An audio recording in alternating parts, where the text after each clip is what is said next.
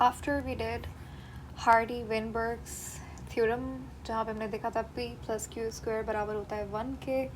इसको आप ओपन करेंगे तो ये कुछ ऐसी फार्मूला होता है। और आप देख सकते हो रीसेंट हमारी जो वीडियो थी इससे पहले वाली प्रीवियस वीडियो, उसके अंदर हमने इसको डिस्कस किया था। ये बहुत इंपॉर्टेंट कॉन्सेप्ट है, इससे क्वेश्चन देखने को मिल सकता है और है बहुत ईजी अगर आपको समझ आ जाता है तो।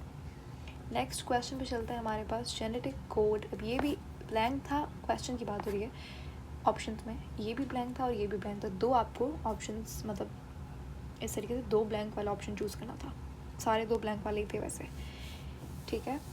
तो एक सवाल में दो क्वेश्चन इन्होंने पूछे हैं। Genetic code is a dash code. आपने देखा होगा एक जेनेटिक कोड बेसिकली खिलाया जाता है कोडॉन, ठीक है। तो कोडॉन बेसिकली कहलाता है ट्रिपल कोड क्योंकि उसके अंदर 3 न्यूक्लियोटाइड्स होते हैं, ठीक है। तो यहाँ पे सही जवाब क्या होगा? Triple code. तो जेनेटिक कोड क्या होता है? ट्रिपल कोड होता है, याद रखिएगा। और आउट ऑफ 64 कोडॉन्स, टोटल हमारे पास कितने कोडॉन्स होते हैं? दुनिया में जितने भी कोडॉन्स हैं ह्यूमन बॉडी के अंदर वो 64 कोडॉन्स होते हैं। कैसे पता लगा? देखो हमारे पास 4 तरीके की न्यूक्लियोटाइड्स होती हैं जो कि डीएनए के अंदर पाई जाती हैं। एक दूसरी होती है यूरेसिल, वो आरएनए में होती है, लेकिन उसकी बात नहीं करेंगे, डीएनए की बात हो रही है। एडेनिन, ग्वानिन, साइटोसिन और ये थायमीन, ये 4 हमारे पास न्यूक्लियोटाइड्स होती हैं। अब टोटल नंबर ऑफ कोडॉन हमें पता लगाना है 64। कैसे आया वो बता रही हूँ, ये क्वेश्चन में गिवन है, मेरा कंसर्न नहीं है आपको बताना, लेकिन still I think extra knowledge है, आप सुन लो। क्या होता है? ये फॉर्मूला है n⁻r। n यहाँ पे हमारे पास नंबर ऑफ न्यूक्लियोटाइड है। टोटल नंबर ऑफ न्यूक्लियोटाइड मेरे पास कितना है? 4 है, ठीक है। 4 ही न्यूक्लियोटाइड होता है डीएनए के अंदर, 4 आप रख दोगे इसका बेस।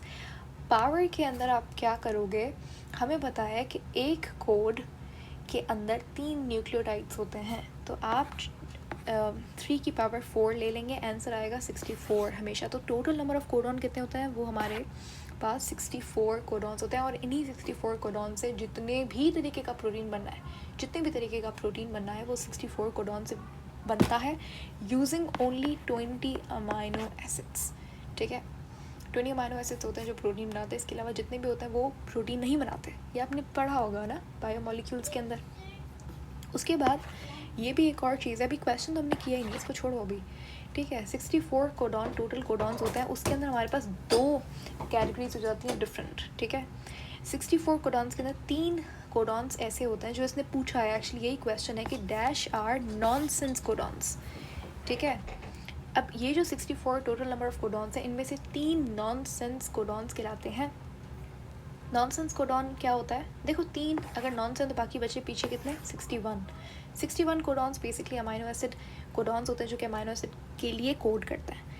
नॉनसेंस कोडॉन का मतलब होता है स्टॉप कोडॉन। भाई अगर प्रोटीन बन रहा है, कोई ऐसी चीज़ तो आएगी ना, कोई ऐसा अमाइनो एसिड, कोई ऐसा कोड तो होगा ना जो बताएगा कि बस अभी इससे ज़्यादा बड़ी चेन नहीं बननी चाहिए। तो उस कोडॉन को जो बताए कि अब चेन बहुत लंबी हो गई है, चेन बस इतनी इनफ है, तो वो कहलाते हैं स्टॉप कोडॉन।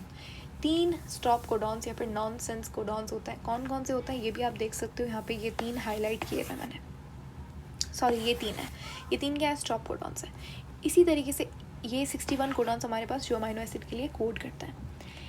एक कोडॉन, इन 61 में से एक कोडॉन कहलाता है स्टार्ट कोडॉन। जितने भी प्रोटीन्स होते हैं उनमें सब में एक अमाइनो एसिड, बेसिकली एक कोडॉन स्टार्ट कोडॉन जो सब में सेम होता है, वो होता है start codon AUG, adenine, uracil और ये ग्वानिन। बेसिकली इसका एंटी कोडॉन भी आप देख सकते हो, TTC, ये इसका एंटी कोडॉन है। खैर AUG हमारे पास स्टार्ट कोडॉन कहलाता है। ये कोडॉन किसके लिए है? मिथ्योनिन नाम का अमाइनो एसिड होता है, उसके लिए ये कोड करता है। ये स्टार्ट कोडॉन है, हमेशा हर प्रोटीन में मिथ्योनिन सबसे पहला अमाइनो एसिड होगा। समझ आ गया क्वेश्चन, ठीक है। तो 3 नॉनसेंस कोडॉन्स होते हैं, 64 टोटल कोडॉन्स होते हैं। जेनेटिक कोडॉन ट्रिपल कोड कहलाता है क्योंकि 3 न्यूक्लियोटाइड से बना हुआ होता है। Okay let's move forward. हमारे पास पूछा है dash hormone release from posterior pituitary gland. अब बेसिकली ऑप्शन में सिर्फ ऑक्सीटोसिन था, तो ऑक्सीटोसिन को ही टिक करना है। ये मैंने एक्स्ट्रा यहाँ पे लिखा है क्योंकि मैं आपको बताना चाहती हूँ पिट्यूटरी ना एक बहुत इंपॉर्टेंट ग्लैंड है। मास्टर ग्लैंड हमारे पास हाइपोथैलेमस होता है जो कि पिट्यूटरी को कंट्रोल करता है। पिट्यूटरी के 2 साइड्स होते हैं, एक एंटीरियर और एक पोस्टीरियर। एंटीरियर पिट्यूटरी बेचारा सारा काम करता है, तकरीबन कुछ 10-11 हार्मोन्स रिलीज़ करता है, ठीक है। जबकि पोस्टीरियर पिट्यूटरी ना थोड़ा सा बॉसी होता है, डोमिनेंट होता है। वो कहता है भाई सारा काम तुम करो, मैं आराम करूँगा। लेकिन पोस्टीरियर पिट्यूटरी जो है ना वो सिर्फ और सिर्फ 2 हार्मोन्स रिलीज़ करता है, ठीक है। 2 हार्मोन्स जो है वो पोस्टीरियर पिट्यूटरी रिलीज़ करता है, ठीक है। और मज़े की बात, ये 2 हार्मोन्स भी इसके खुद के बनाए हुए नहीं होते, ये 2 हार्मोन्स भी हाइपोथैलेमस बनाता है और बेसिकली यहाँ से बनाकर भेजता है पोस्टीरियर पिट्यूटरी को। पोस्टीरियर पिट्यूटरी इसको स्टोर करता है, फिर जब ये सिग्नल देता है हाइपोथैलेमस कि अब भाई रिलीज़ करो, तो ये रिलीज़ करता है। यानी कि इतनी भी मेहनत से नहीं हुई। तो ये कौन कौन से 2 होते हैं, ऑक्सीटोसिन और ADH, ये 2 याद कर लो, बाकी जितने भी होंगे वो एंटीरियर पिट्यूटरी रिलीज़ करता है। ऑक्सीटोसिन हार्मोन हमारे पास, इसका काम होता है ड्यूरिंग चाइल्ड बर्थ कॉन्ट्रैक्शन करवाना फीमेल्स के अंदर यूट्रस की। ADH एंटी डायूरेटिक हार्मोन, ये कहलाता है वेजोप्रेसिन। इसका काम होता है कलेक्टिंग डक्ट, यानी कि किडनी के अंदर नेफ्रॉन के ऊपर जाके कलेक्टिंग डक्ट के ऊपर एक्ट करना और वाटर की रीअब्जॉर्प्शन करवाना, ठीक हो गया। उसके बाद question number next, I don't know the numbers इसलिए मैं नेक्स्ट कह रही हूँ। एनीवेज, लैक्टिक एसिड फर्मेंटेशन एक तरीके की एनएरोबिक रेस्पिरेशन होती है, सबको पता है।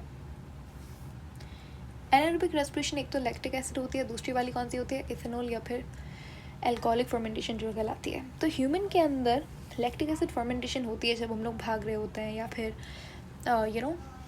रनिंग कर रहे होते हैं, ऐसी कोई चीज़ कर रहे हैं जहाँ पर ऑक्सीजन सफिशिएंटली प्रोवाइड नहीं होती। तो उस केस के अंदर ह्यूमन मसल्स के अंदर लैक्टिक एसिड ना क्या होता है, स्टोर हो जाता है, जिससे आपको मसल क्रैम्प्स होता है।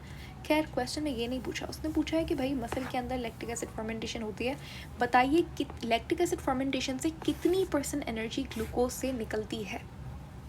जवाब क्या था, जवाब है सिर्फ और सिर्फ 2%, ठीक है। सिर्फ और सिर्फ 2% एनर्जी लैक्टिक एसिड फर्मेंटेशन से ग्लूकोज मॉलिक्यूल से निकलती है। जबकि अगर आप एरोबिक रेस्पिरेशन देखो तो वहाँ पे कुछ 98-99% एनर्जी ईल्ड का मतलब होता है रिजल्ट, प्रोडक्ट।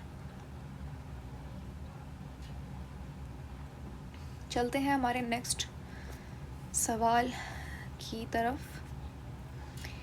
ये क्वेश्चन है हमारे पास 89, इसमें कह रहा है कि व्हेन हाइड्रो, अब ये ना बहुत कॉम्प्लिकेटेड लिखा हुआ है इन्होंने तो कंफ्यूज करने के लिए ऑफ कोर्स, लेकिन मैंने यहाँ पे अमीनो एसिड के 2 स्ट्रक्चर्स बना दिए हैं।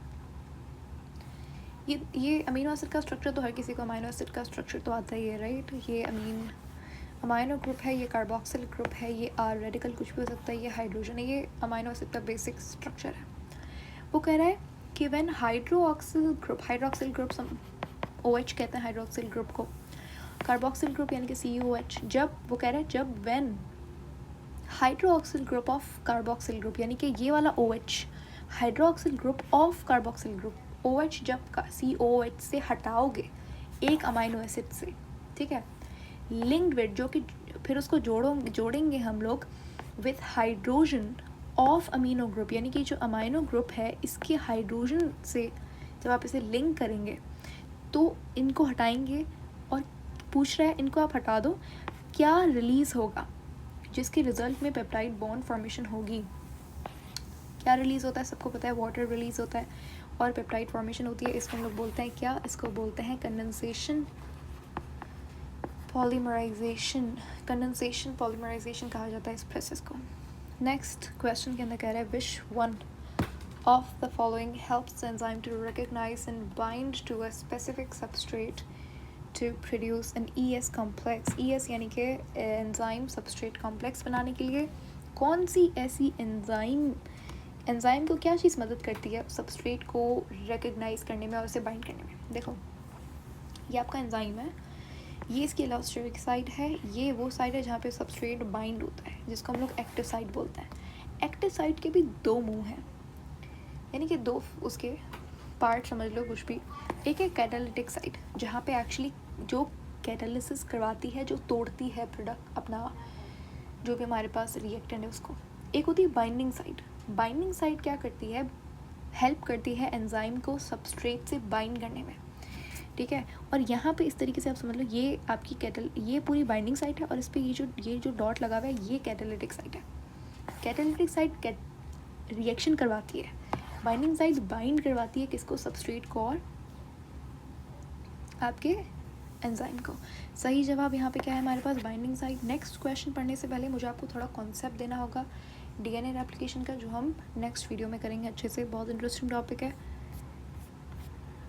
और लेट्स सी, सो या दिस इज़ द टॉपिक।